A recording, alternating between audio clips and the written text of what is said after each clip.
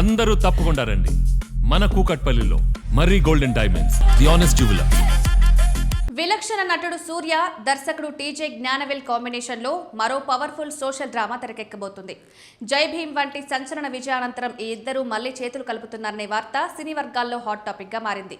ఈ సినిమా ద్వారా సామాజిక న్యాయం, అట్టడుగు వర్గాల సమస్యలను ప్రభావవంతంగా చూపించిన ఈ కాంబో ఇప్పుడు మరింత బలమైన కథతో ప్రేక్షకుల ముందుకు రావడానికి సిద్ధమవుతోందని సమాచారం.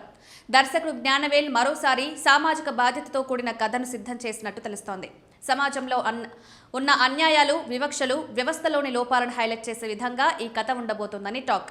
ఈ స్క్రిప్ట్ సూర్యకు బాగా నచ్చడంతో ఎలాంటి సందేహం లేకుండా వెంటనే గ్రీన్ సిగ్నల్ ఇచ్చినట్టు తెలుస్తోంది.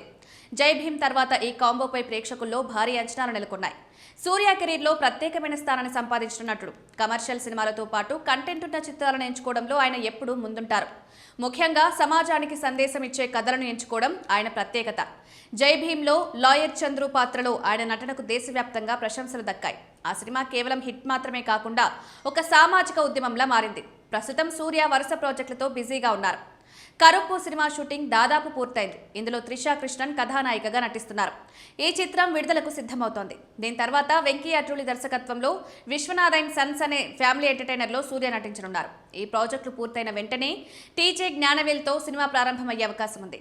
ఇటీవలే రజనీకాంత్తో భారీ ప్రాజెక్ట్ వెట్టయాన్ తెరకెక్కించిన జ్ఞానవేల్ ఇప్పుడు సూర్య కోసం ప్రత్యేకంగా కథ సిద్ధం చేయడం ఈ సినిమాపై ఆసక్తిని మరింత పెంచుతోంది.